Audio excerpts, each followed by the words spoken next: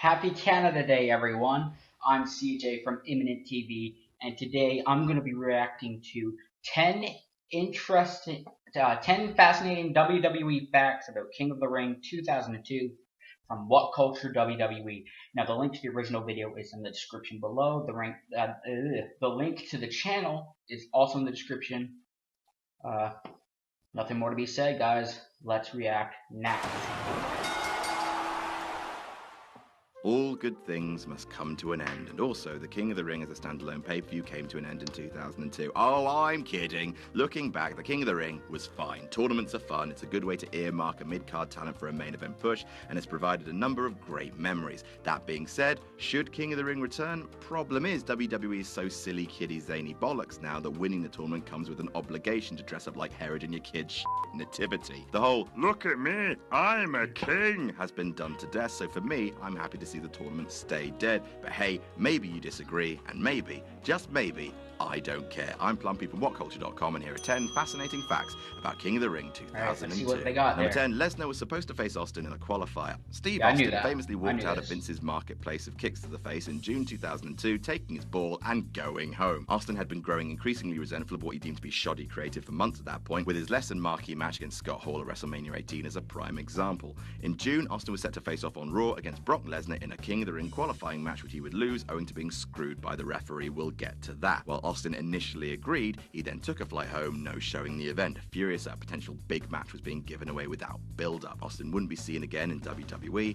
until No Way Out 2003. Number 9, Austin was meant to face Eddie Guerrero at the pay-per-view. So you know that ref we mentioned earlier, the one that would cheat Austin out of his place in the King of the Ring tournament? Yeah. That person was set to be none other than Latino Heat Eddie Guerrero himself. Flair, wow. Arn Anderson, Benoit, and Guerrero had united as a spiritual successor to the Four Horsemen, with Austin set to become a Dusty Rhodes type figure trying to fend them off. His first opponent would have been Eddie at King of the Ring. That would have been a nice match, probably. With Austin leaving, it was not to be, with Flair hastily turned face and put in there with Eddie instead. Don't get me wrong, Guerrero versus Flair is a dream match, but with Flair working heel for months before, the bout didn't quite have the right juice to push it into the territory of greatness. Number 8, 4 wrestlers worked in cage matches the night before. Working for Vince McMahon is fun on a bun. Despite both brands performing on Sunday, stars from Raw and SmackDown found themselves working separate house shows just 24 hours earlier. Guerrero and Rob Van Dam wrestled in a cage match before Eddie faced Flair, and poor Ronald Van Donald had to wrestle 2 matches against Jericho and Lesnar. On the SmackDown side, Jericho and Triple H had to wrestle in a cage match of their own.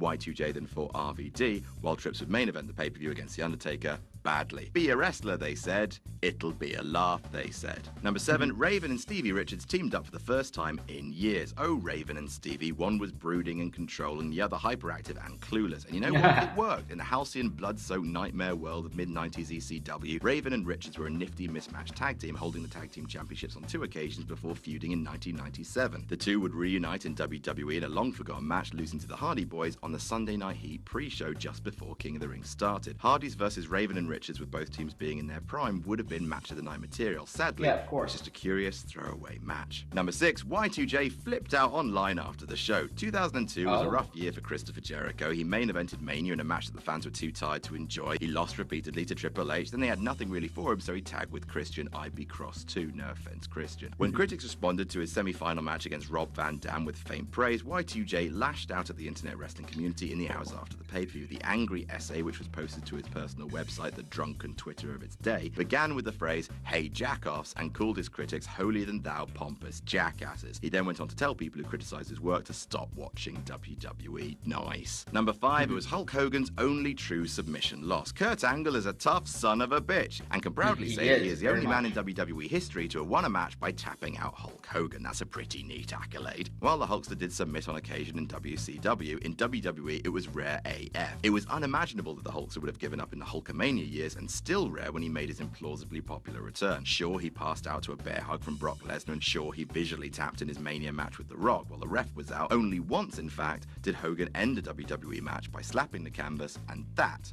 was to the wrestling machine. Number 4, Edge was supposed to lose to Lesnar in the final. The Oh, original plan for the wow. 2002 finals was to take a page out of the previous year's book and have the reigning king make it to the end and lose. Edge, who functionally dethroned Kurt Angle in 2001, was to pass down the royal lineage in defeat to the next big thing. Sunrise, sunset, except the sunset is a giant Minnesota bear who's going to eat you. Plans changed in late May when Edge was sidelined with a torn labrum after a steel cage match with Kurt Angle on SmackDown because Kurt Angle's a tough son of a bitch. He instead forfeited a qualifying match to Jericho, who promptly attacked him during the public bow-out. Notably, Edge was back in action the day after King of the Ring, defeating Lance Storm in a brief house show match, meaning he was only out of action for about 4 weeks. Number 3, Triple H versus The Undertaker was held over from Backlash. It wasn't the first time that the power of Hulkamania took a big whazz on existing plans, and it wouldn't be the last. After WrestleMania 18 and the all-important draft, Triple H was set to face his first challenger for the Undisputed Championship, The Undertaker. The pre-WrestleMania plan was for The Undertaker to face Triple H at Backlash for the belt, and there was even a segment on Raw where Undertaker issued the challenge. Plans quickly changed to Hogan getting a title match, owing to the ungodly reactions the Hulkster was getting. WWE wanted to strike while the iron was hot and put Hogan into the match immediately. Hogan got the belt from Trips, then lost to Undertaker, then Taker defended against Triple H at King of the Ring, finally giving us the Backlash match,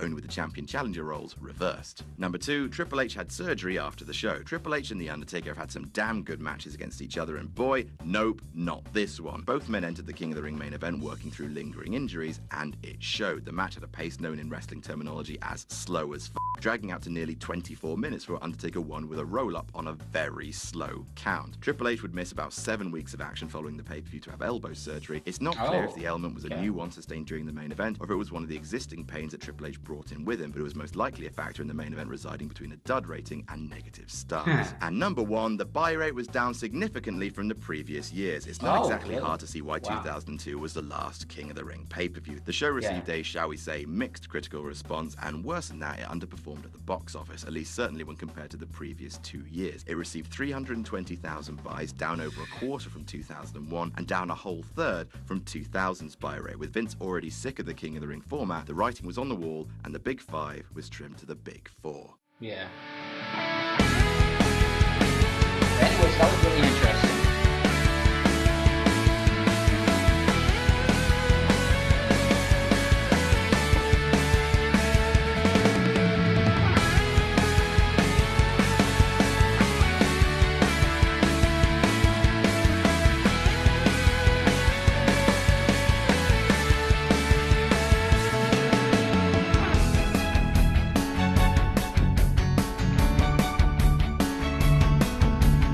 I definitely like to see this show. Pro Wrestling World Cup Germany, the German branch of the Pro Wrestling World Cup, WCPW. But anyways, that was a really interesting video. Definitely interesting to hear all those different facts about what was supposed to happen, what would have happened at King of Ring 2002, and King of Ring 2002 being the last King of Ring, full King of Ring that WWE put on. Like the WWF had, it's interesting to see the WWF had 2 good King of the Rings the 2 years prior, but then when the WWF changed to WWE, then they kind of failed at that. Anyways, it was interesting to see that. Thanks for watching this video. The original links are down in the description. See you guys next time. Definitely go and check out my main channel, HandReadyMan33. I'll put that link in the description as well. Thanks, guys. See you guys next time. I'm CJ from ImminentTV.